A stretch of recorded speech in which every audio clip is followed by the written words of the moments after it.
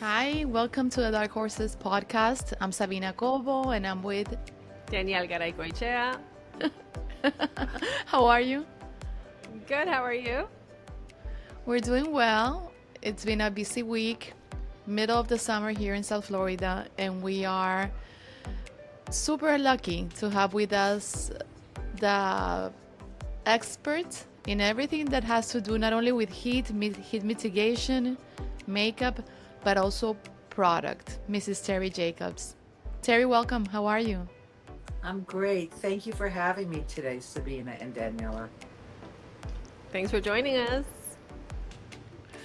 I was mentioning, Danny, that Terry, she's a personality. She's actually a celebrity here in this area where we're both located because we met when I was commissioner and she was featuring her product in different places. She used to have a boutique in Coconut Grove, Center Grove, and now she has her studio in the South Grove, and she has an amazing career. So that's why we wanted to bring her today, not only because we're going through a huge heat wave, even though today, as we are recording, it's raining, but I think right she now has a we, lot of we could knowledge. use we could use that tropical water spray right about now.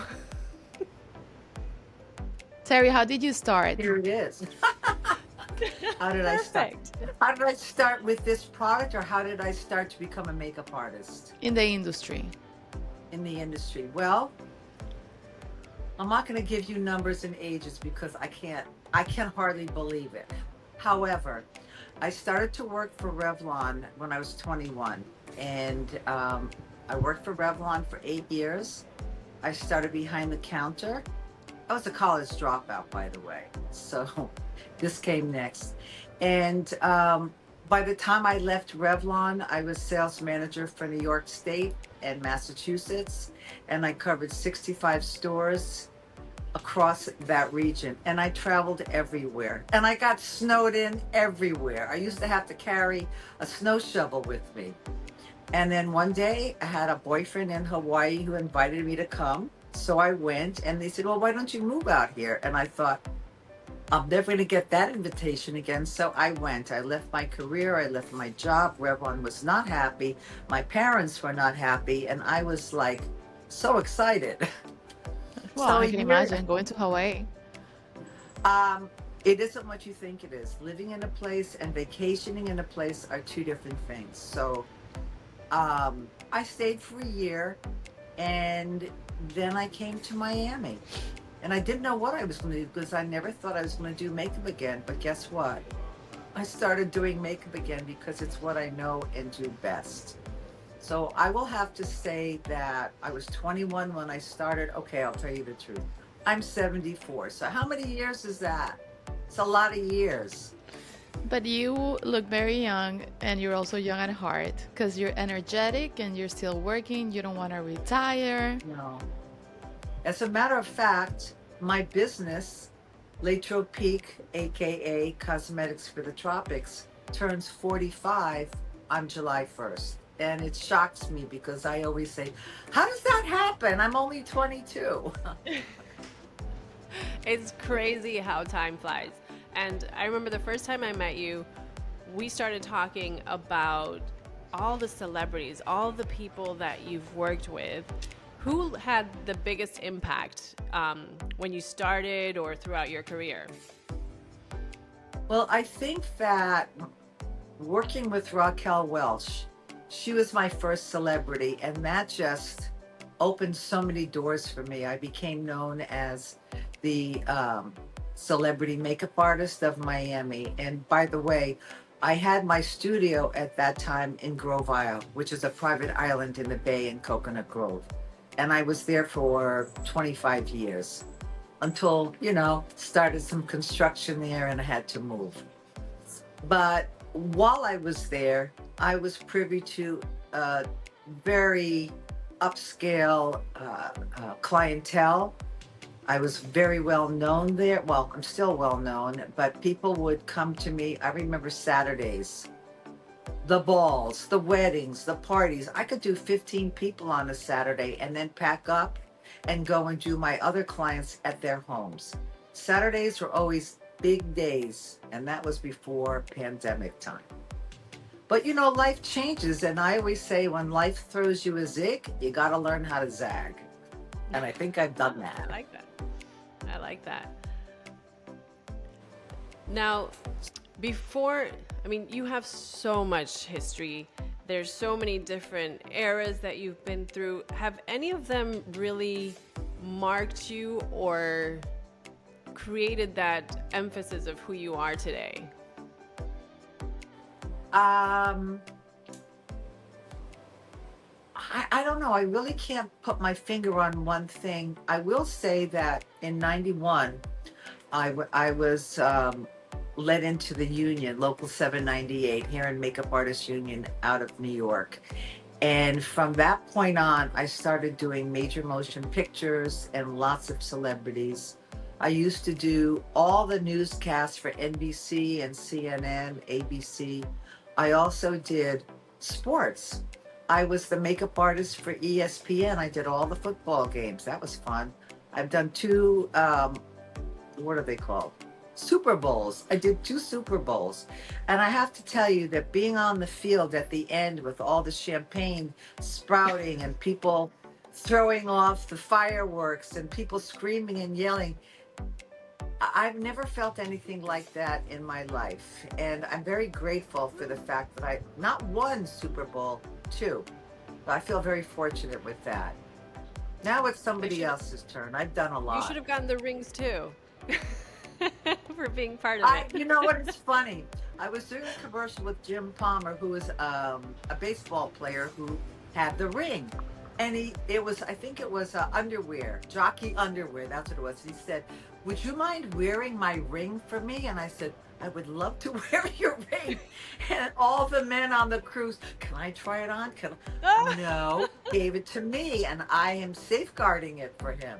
So I've had so much fun. I have to say that I picked a great career and it's taken me all over the world. There was a time that I was living and working in Milano doing fashion and the runway, and I did TV commercials, little pieces of movies. It was a great experience. I met awesome people, and there I feel like I fine tuned my craft as a makeup artist. It was great. I totally love it, and I think that you're such an inspiration for many women. Why then? Why Miami? Because then it was all about Miami, right? At that time, okay, I didn't know where to go. When I left Hawaii, I went back to Connecticut, which is where I'm from. And my mother said to me, "You have 30 days to find a job and get out of here." Well, I came to Miami because yet I had another boyfriend. And I was used to the warm weather by that time. I could not imagine being in another snowstorm, being snowed in again. And let me back up and say, I went to college in Boston. We were constantly snowed in. So for me, palm trees, sunshine, the beach, it's always drawn me. Now, these days, because I've had so much sun, I really can't go to the beach anymore because now I'm battling skin cancers all the time. So let that be a lesson to you, young ladies out there. Wear your sunblock, wear your hats, cover yourself up. If you're going to the beach, take an umbrella and try to keep out of the harmful rays, especially between 10 and 2. Those are the killer times. But yet I still love it. Hey, Yeah, it beats the I love snow. it. I love everything about living here in Florida. I love the people. Coconut Grove is such a cute little place. I was drawn to it because when I first came here from actually the Big Island of Hawaii, it was the most tropical and the most like Hawaii of any place that I had seen. Mhm. So this is where I have made my home for since 1979. Yikes! It's a long time, How and I did you love it. start? How did you start with your product line? Because your product line, it's not only the tropical waters, it's also makeup. Right. It's cosmetics for the tropics. And my tagline is the more you sweat, the better you look. Well, what happened for me was when I left New York, and went to Hawaii, I noticed immediately that the products that I was using did not work in the heat and humidity. They were fine for the cold, for the damp, but not in the heat, not in the sun. So I didn't think much about it. And of course, in Hawaii, I didn't wear any makeup at all, just a nice tan. But when I came here and I started noticing the same situations, people were getting a lot of cystic acne.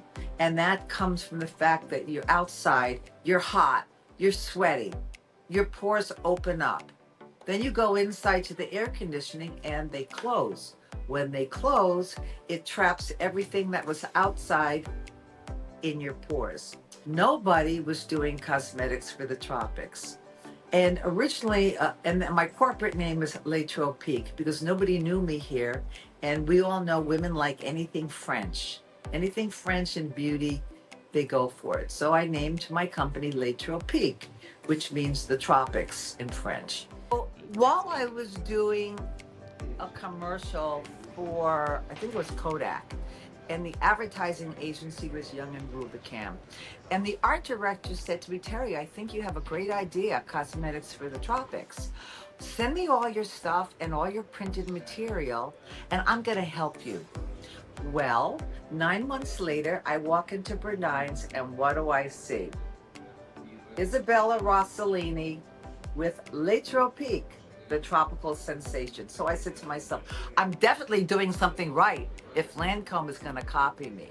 Oh, wow. So that did happen. Were you able to sue or? I did sue. Well, they dropped the name because I was already protected. I had it trademarked. It was my corporation. So they had to take it off the market. That being said, it would have been a lot better if I would have sold them my company. But at that time, I was still young and new and loving my independence and loving that I created something that I put out there and people love. I mean, I have clients that have been with me when I first started and I couldn't even afford to buy labels, and I would handwrite the labels and put them on the bottles and then deliver to their home in a lunch bag.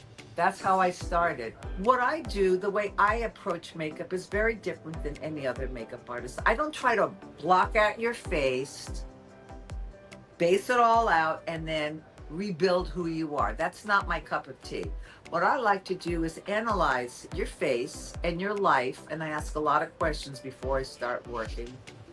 And then I go for your best features and I bring those out. I make those much more noticeable. And what maybe is not your best, we tone it down a little bit. And so people look at themselves and they cannot believe the difference. So then I started teaching people, and Allure magazine heard about me. This is back in '91, and they did a feature story naming me best makeup artist in the US. Sorry, best makeup lessons in the USA. Wow, congratulations. Ooh, very cool. Thank you. That's So, amazing. I think I saw that one on your Instagram. You posted Yeah. it one time. I have it here, but I don't want to jump off the chair again to get it for you. But it's the truth. It's the truth. And then after that, they featured me for best makeup products in the USA. And then after that, they had a booklet, directory of directories, and I was in it twice for makeup lessons and makeup products. So I have gotten a lot of press over the years, and I'm very grateful for it, because when that Allure article came out, it was before the internet. It was before all of that, and women read the magazine and call me from towns in the middle of nowhere that didn't have access to a department store or a makeup artist or whatever, and I would sit and talk to them and visualize them. And when I felt like I had enough information, we would hang up and I would draw out their face and tell them what to do and how to do it. And I never had one return. And that was 500 women that did that with me. It really kept me busy for a long time.